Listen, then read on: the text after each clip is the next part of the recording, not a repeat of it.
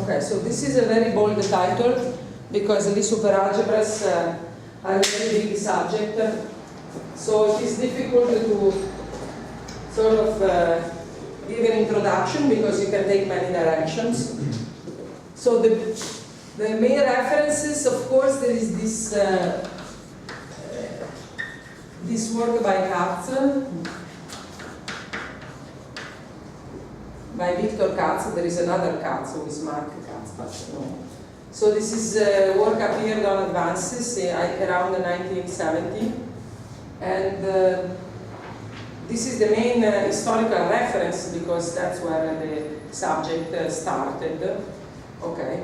Then another, I believe, important reference is the work by, now I forget, it should be Bernstein, which I forget what it's called. I think it's called the Notes on Supergeometry, but I'm not sure. Something like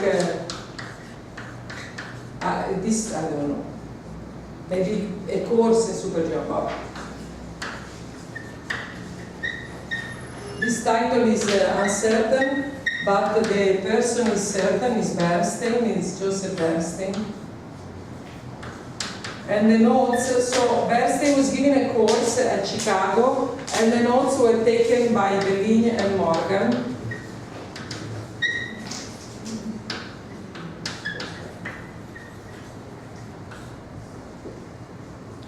The idea of Bellini taking the notes is interesting. Well, he wants to learn. He wants to learn, yes, but he's kind of, I'm not sure if it is such a good idea. But what is called, Stephen, this is not so super, what is called? Course for mathematicians? You mean in the book is called the quantum field theory for mathematicians. Yes, is in a book which is called Quantum Field Theory, a course for mathematicians. This is the book, but inside this book there is this notes of supergeometry. What am I saying? I have a reference in here. I got this. Okay, now I know. In that book they have an index in any case. It's called Notes on Supersymmetry. This is what it's called. Okay, now we know for sure. And then there is the work by Varadarajan, which is here. That is free. Is on the internet, so it's.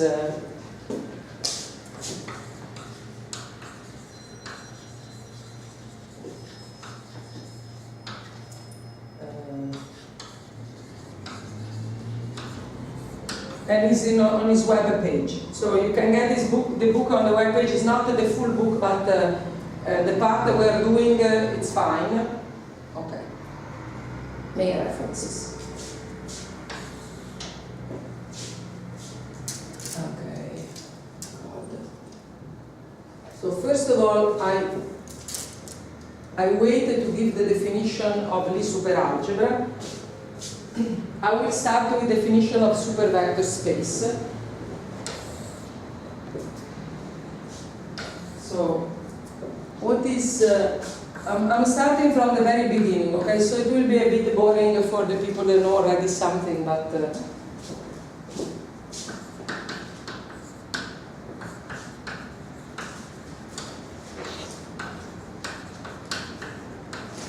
okay, I do the acronym to save the time. What is a supervector space? First of all, we fix a field, K, which is our ground field, and we want the characteristic of K to be different from 2 and 3. It will be clear in a moment why we need this. One may ask, but what if the characteristic is 2 or 3? It may be important. It doesn't matter. If it is 2 or 3, there is another definition. It is possible, but the definition has to be different. But usually, I mean, for most applications, you don't worry. You could take, instead of a field and a supervector space, you could define a module. The definition is the same. And so in this case, we take a unitar ring with 2 and 3 not divisors of 0. That is, but we wait for this. So we take V, a regular vector space, and we say V is a super vector space if we can write V as V0 plus V1. So essentially we decompose V as the sum of two subspaces. This subspace is called even, and this subspace is called odd. Name, so it is a Z2 graded situation.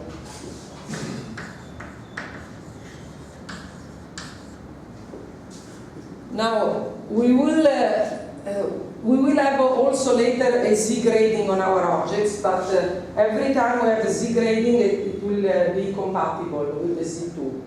But for now, it's not important. And we introduce a function which is called, is not really a function. We introduce the parity of some vector. So parity of vector is 0 if V is even, and 1 if V is odd. Now, what if V is not even or odd? Because you realize that if you take a generic vector, it will not be not even, it will be a sum of two things. So parity is not defined. It's defined only for homogeneous elements. But it doesn't matter, because what we do, so when we will see examples in a moment, but since linearity, see, you write the vector V as sum of V0 plus V1. So since we are doing vector spaces, you see that many concepts we define will be linear. Okay?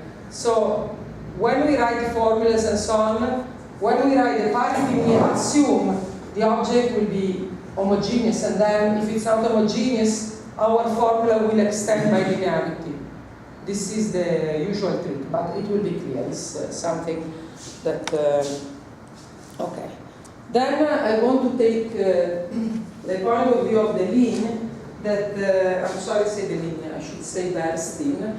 So okay, yeah, I forgot to say that I will not follow any of this. I will follow my own inspiration, which means that it will be terrible. Because I try to, we'll see what I do. So now, if we have two vector spaces, we define this C. No, I forgot. C. Very important, the construction of the tensor product. We can construct the tensor product of two superspaces, and I mean, of course, it will be the tensor product of the two vector space ungraded. But what I'm saying is that this U times V is also its own grading. What is the grading? So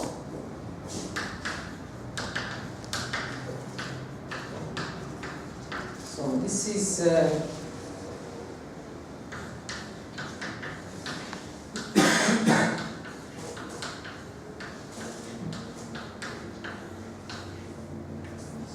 yeah, 0 times V0, and then V1 times V1. And then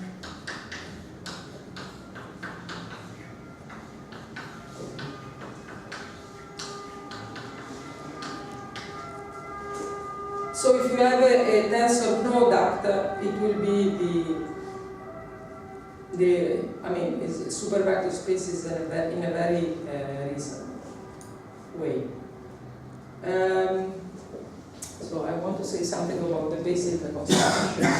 Before we go and we think more fundamentally on these things, maybe it's better to have an example.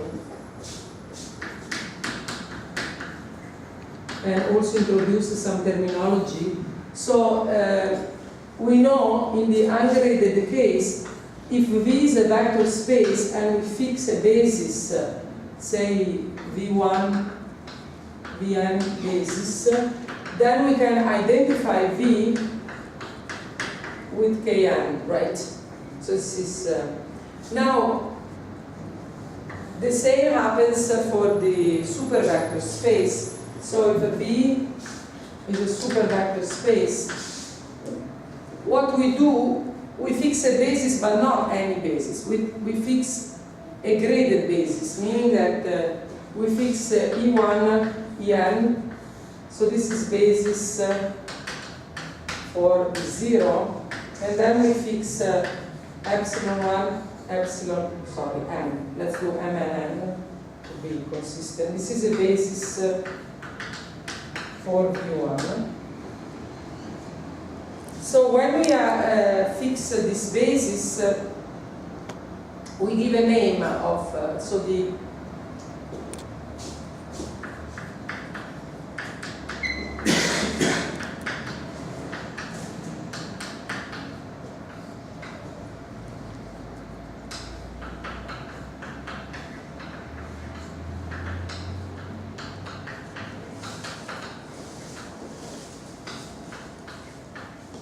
so this is epsilon 1 in the position m plus 1.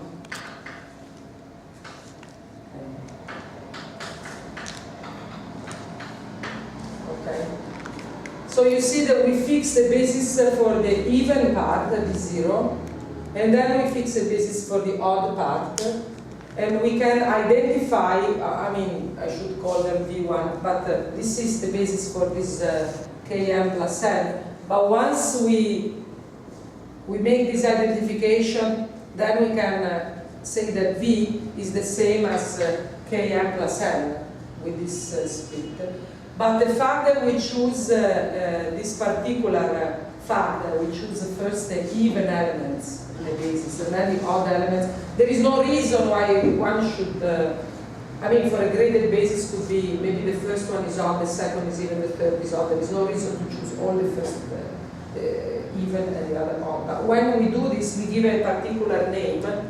We call this space K, we do a slash like this. So this is the example of a supervector space. Once one fixes a basis, with this characteristic, it is isomorphic to this one. Yes? Just small quibble, that should be an M down there, yes? Yeah. Yes, of course. Thank you. So this. Okay, so this is the canonical basis for this canonical vector space. And in representing supervector spaces, this is always the choice that one makes. But it is true, one could say, no, I want to make a different choice. Yes, it is possible, but this is the interesting one. So the linear is interesting in showing that dealing with the supervector spaces is the same as doing normal vector spaces, the usual. So he's making a big deal of defining this change of parity, what is called I think it's called the change of parity. But, so he defines this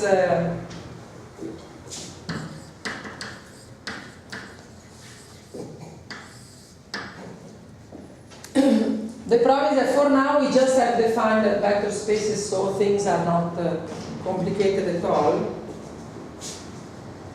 Let me tell the younger guys why we're doing this. So Lie algebras, the interesting Lie algebras come as subspaces of the matrix algebra, right? The classical algebras, like the orthogonal, the special linear, and so on. Here is the same thing. The interesting Lie superalgebras will be the subspaces of the matrix superalgebra. A matrix superalgebra is the endomorphisms of this object. Okay. This is, I could define it right away, but I don't want to do it now because I want to take a more fundamental point of view on this. So if we have two vector spaces, say V and W,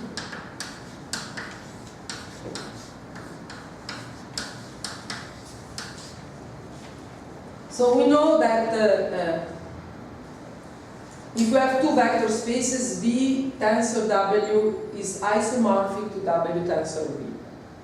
And usually, I mean, the isomorphism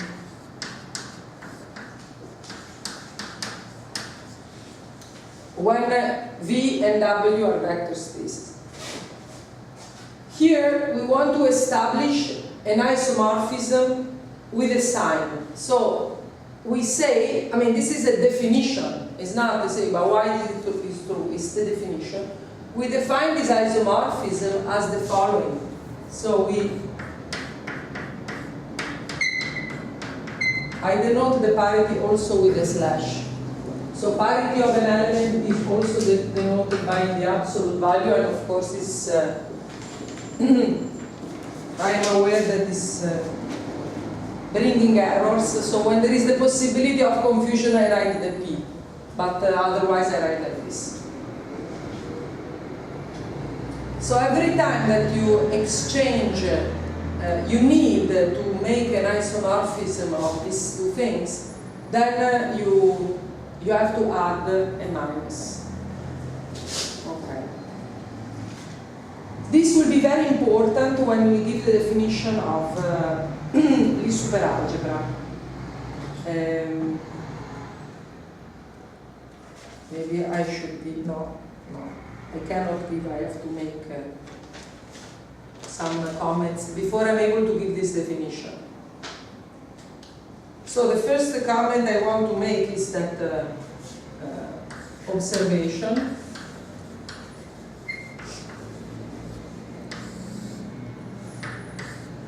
So the first is that if you do CVW,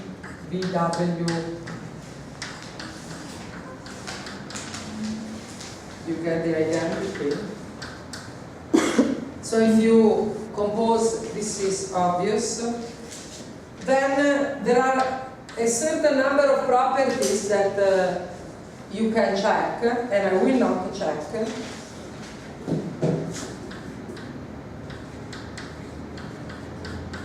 So this is, so if I go, so this is the commutativity. The density is on W.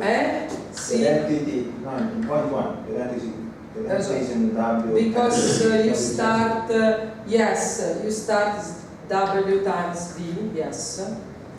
So this should be UW. I should write what they are because then it's simpler. So if you have a U times V times W, then you can exchange. Okay, I'll let you do this. It's just no, but there is one thing that I will not.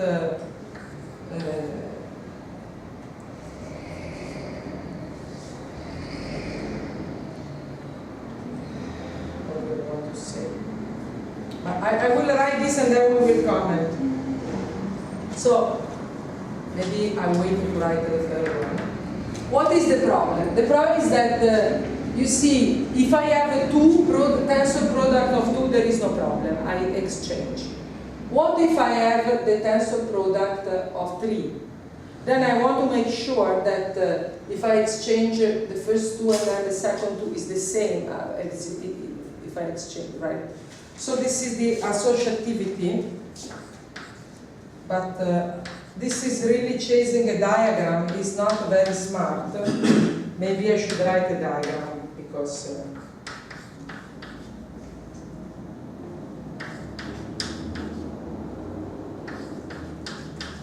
so the diagram here is so this is the associativity of this little law. So you should, so you have,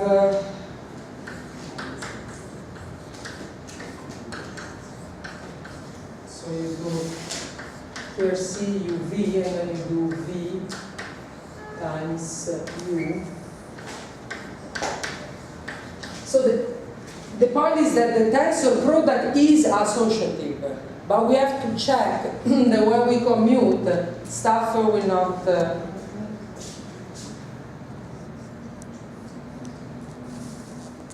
No, this is not called associativity. This is the pentagon diagram. Oh God. So this is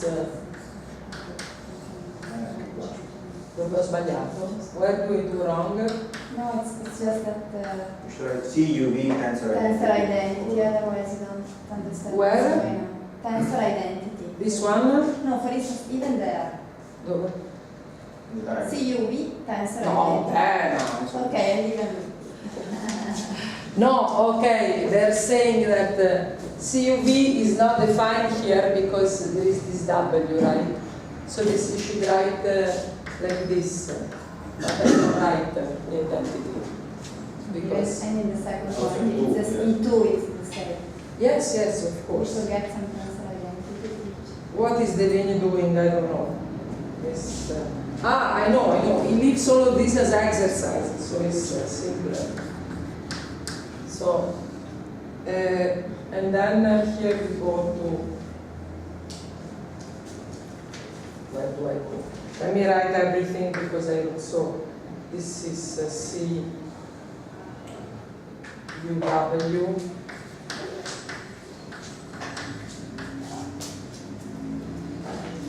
But I'm going to think about this more carefully in a moment. So, and then one, two, so here is W is going to.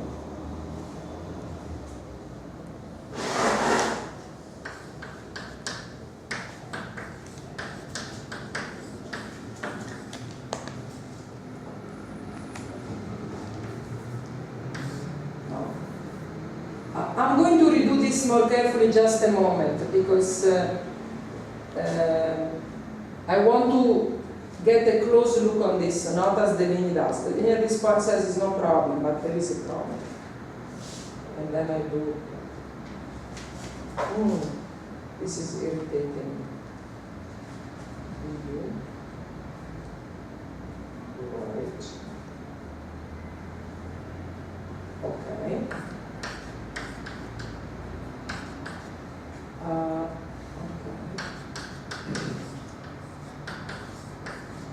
Then it should be. But okay. This is what the linear writes, and then immediately after he writes this, he says, "Oh, then we can happily define an action of the permutation group on the tensors." And I don't want to do like he does. I want to stop and prove directly this fact, which is proved by Varadarajan. Which is, I want to show, because you see, here you can interchange the tensors, and you could say, okay, I have maybe not the product of two, I have the product of n tensors, and I want to be able to define an action on the permutation. I have here the transposition. You understand the point? This is a question already in the ordinary setting for vector spaces, which is how to define an action of the permutation group on the space of tensors. This is already a very interesting question. Here is more complicated from the fact that we have this minus, and so the minus should match in the action, right? So the linear says it is clear, but what I want to say is that it is clear, but you have to do some work. It's not clear because like that. I mean, you look at it and say, fine. No, it's, so I did this work, not as carefully as one should do, but I did some of the work. I'm writing the statement, so who will comment the statement? So it's.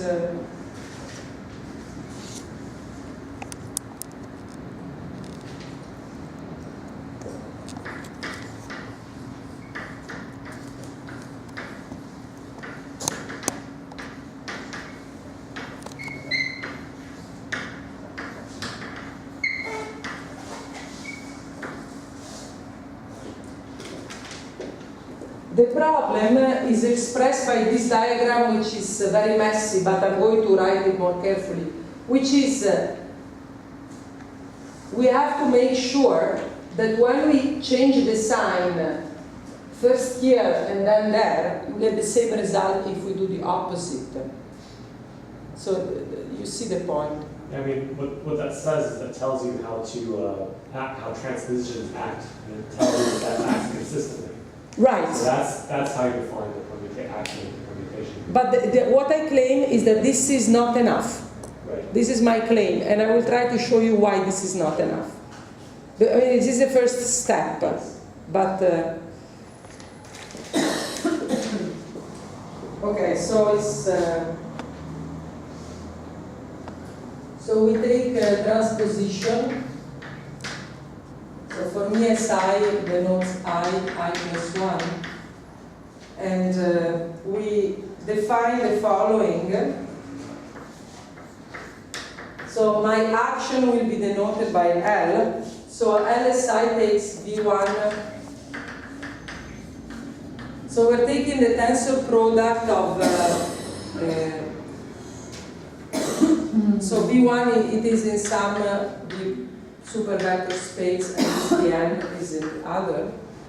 So this is clearly -1 parity of Vi, parity of Vi plus 1 times V1, and then here we have Vi plus 1, Vi, Vn. Okay, so this is, I define a map from V1, Vn to itself, the tensor product, by saying that the position I plus 1, I interchange the two corresponding vectors and put the minus sign, parity of Vi, parity of Vi plus 1. And of course, if I have a V1, Vn are not a supervector space, but just regular vector spaces, this will be 1 because the parity is 0. Okay. I'm sorry because Fabrizio is going to be bored because you know very well what is. So the proposition says then we have a well-defined action on so for each so L expands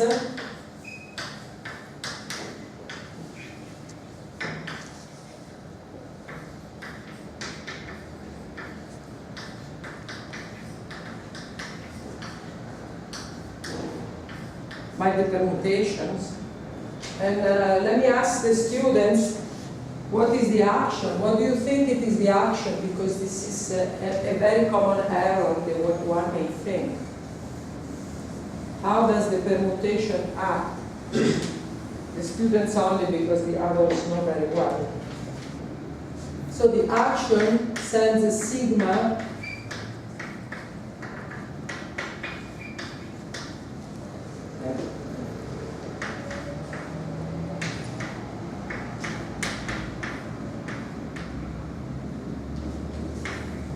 What should I write here? So it's what should I write here and what should I write here? The obvious choice is wrong. See, it is really upsetting.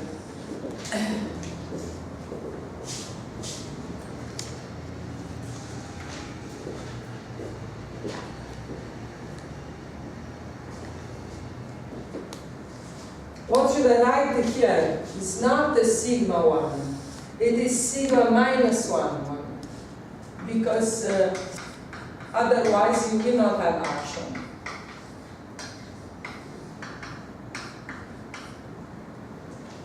So if you put the sigma there, if you try, it's the problem of left action, right action. You get the right action, you don't get the left action. It's like this. But you try. The point that here you don't see, because here is the transposition, so Si minus 1 is itself. So this is why you don't see. Okay.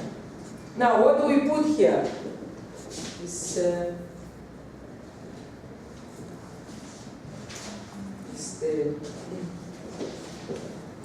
better if I read it what we put there, because it's... No, I'm asking them, so I will read them after. What should I put? -1. There's only one thing. I know, but Stephen, you've been studying this for years, so it's not fair. So you see, every time you make an exchange, you do not get a minus for sure, right? You get a minus only when you exchange other things, right? So what should I put? I should put, so I denote it, so I denote it with the parity of sigma, but it's kind of dangerous, right, Fabrizio? Parity of sigma has a different meaning, right? So let's put it, well, it's a complicated thing. Parity of sigma is different, right? Yes. So we should give a different name. I try to write a letter n sigma. Yeah, well, if sigma exchanges two even elements, its sign is 1, but if you have to... Right, it's not 1 here, right? So n sigma is used for something else, right, also? Yes, but you can use it. I mean, it is used in... Let's do the parity of sigma, but it's... I'm sorry because it has a different meaning, I'm aware. So it is the number of pairs, K and L, so that K is less than L, sigma K, I hope to get it right because is greater than sigma L. So it is those pairs they get wrongly, they get exchanged. And then you want that Vk and Vn are odd. One can convince that this is the right thing to put there. So this does not depend on sigma, on what it depends on the vectors. Both, on sigma and the vectors. So it is associated. Yes. It's the number of elements. It's the number of elements. Yeah. Is the number of elements. Yes, yes, of course. Is the number of all these pairs. And so here you put the parity of sigma. Okay. So this is the... Now, so in order to prove that you actually have an action, see, you have to check.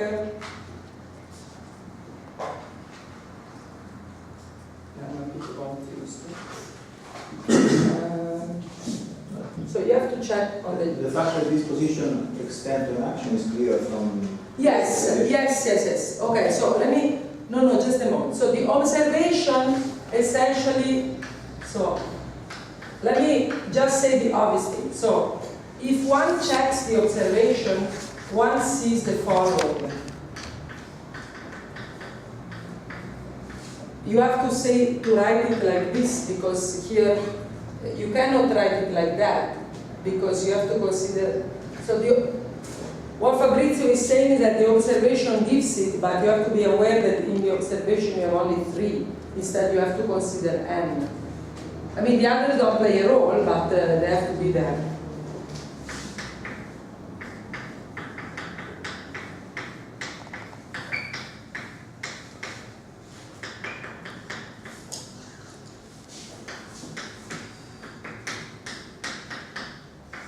So the previous observation, you just check this thing. It's something that you can check by hands, like that. And this tells me that apart from the sign, we have an action, because these are the defining relations. But the signs, I think you have to check, don't you? No. No? You have to check that this is the extension, or you don't have to check that there exists an extension. Because these are the defining relation of the system. Yes. Yeah, this tells me that this L extends. Yes. And then But one has to check that the sign is the correct one. yes. This is I'm questioning this point because the limit does not check this point.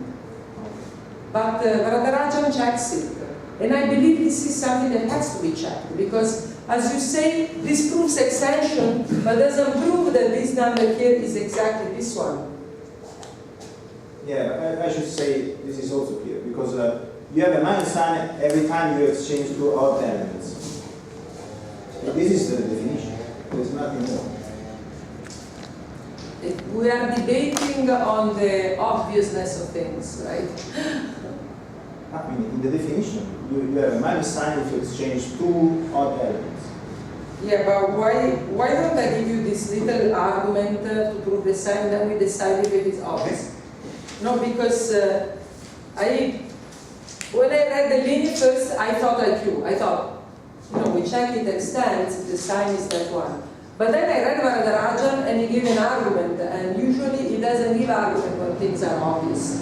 So, it's a quick thing, so we shall do it. It's very quick, it takes 1 minute. So.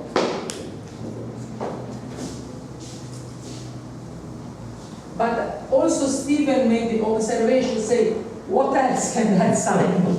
This. Okay, so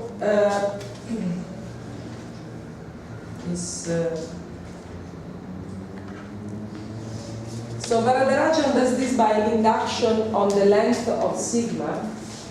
Length of sigma is, we know what length of sigma is, right?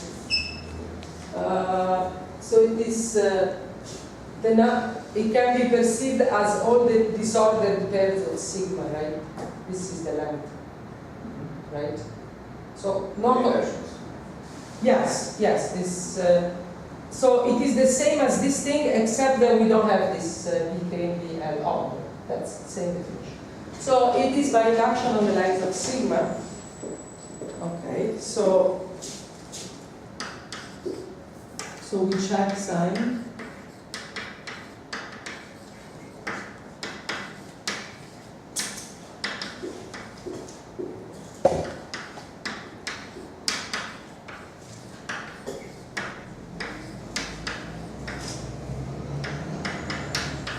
When the length of sigma is 1, okay, is the minus of the definition. And then we say take a general sigma and we define, so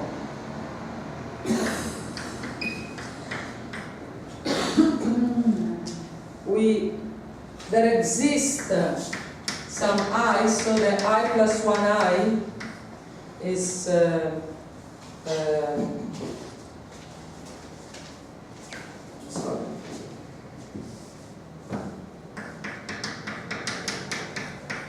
belong to the set of disordered pair. I'm sorry, I'm saying things.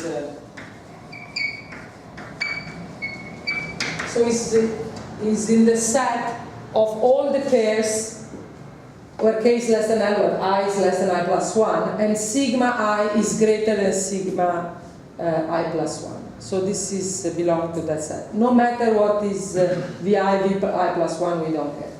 So we say tau, by definition, is sigma times sigma I. One proves that is not obvious to me, but you can prove that the length of tau is Fabrizio is here, so he can tell me this is right. Though it is, sort of obvious to him, but not to me. And then one applies this L sigma to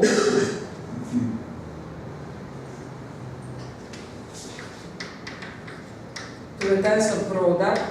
So this is minus 1 parity of VI, parity of VI plus 1, L tau, and then the one with so the VSI, no minus 1 because S1, Sn, because S is its inverse. And then this will become minus 1 to some number Q, V sigma minus 1, 1. I write what Q is. Q is obvious what it is, but let's write it.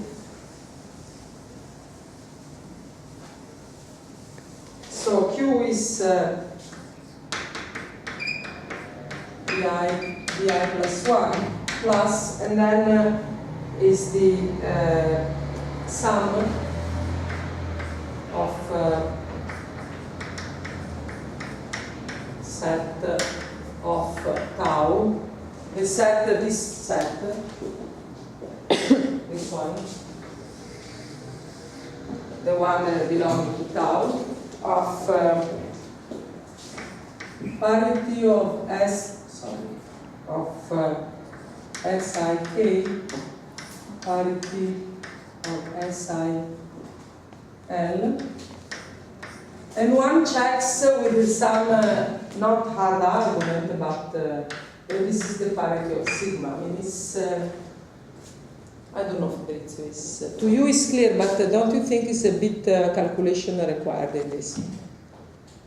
You think it's Yeah. You can do this calculation. Okay. Yes. No, I wanted to know your obviousness, what was relying upon, because I want to understand. Maybe my obviousness was based on this, but yeah. It's really this point. You have any permutation, you can write it as a product of a simple transposition. Yes. So every time you apply a simple transposition, you obtain -1 if you exchange the order. Right. So at the end, once you have applied all this simple transposition, you have -1 to the number of. And it is this though.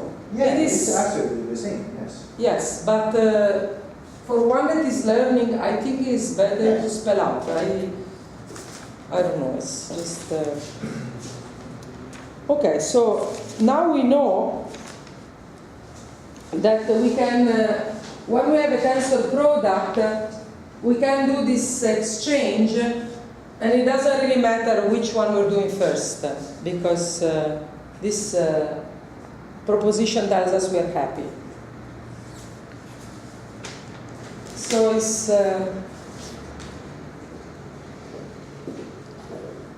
and what is the point of view of Bernstein is that the supergeometry, superalgebras and so on, essentially encode their super thing just in this action. This is what they believe. They believe, they say, oh, if super or non super, it doesn't matter. We can write it in a unified way, except that here, this -1 will disappear because our CUV will not have the minus. So they say this is all encoded in this isomorphism. I will show what I mean now, but if you have questions, you have to stop me. Maybe I should.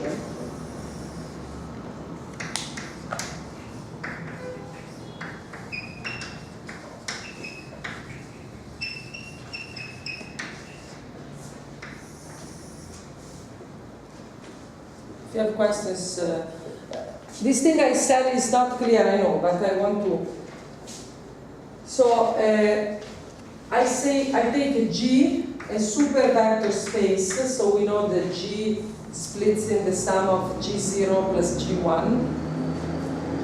And we define on G an operation that we call bracket.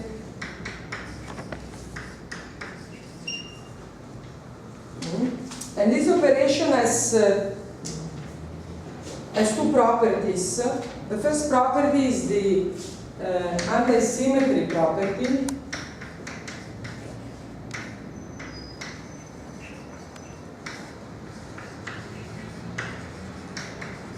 So this property takes the place of the bracket of xy being minus yx.